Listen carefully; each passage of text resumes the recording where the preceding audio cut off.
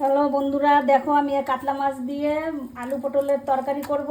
দেখো কাতলা মাছের নুন হলুদ মাখিয়ে নিলাম, আর পটল কুটে নিয়েছি, আর আলু কুটে নিয়েছি, আর মশলাও সব রেডি করে নিয়েছি। মশলা লাগবে তোমার কাঁচা লঙ্কা বাটা, আদা বাটা, আর নুন হলুদ, জিরের গুঁড়ো, আর কাশ্মীরি লঙ্কার গুঁড়ো। ব্যাস দিলাম। মাছটা এখন ভেজে নিই।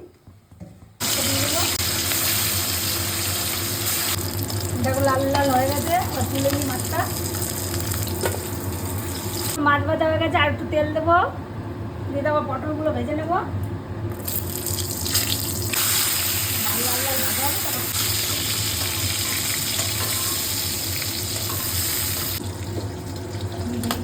সামান্য তেল দেবো, আর অল্প তেল দিয়ে দেবো। পটলের ভিতরে তেল অনেক আছে। তেজপাতা দিয়ে দেবো,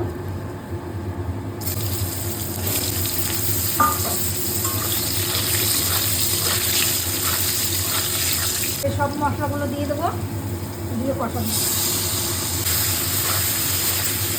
দিয়ে দেবো এটাতে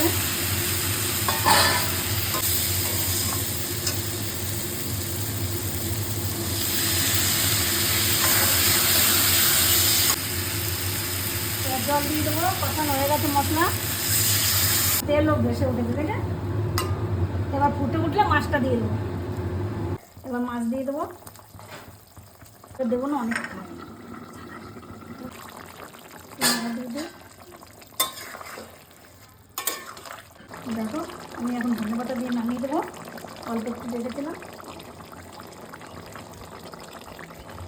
লাগছে ভিডিওটা ভালো লাগলে লাইক কমেন্ট শেয়ার করে দিও, আর ভালো ভালো কমেন্ট করে এরকম ভিডিওর জন্য। খুব সুন্দর লাগছে, কালারটা খুব সুন্দর এসছে। টাটা।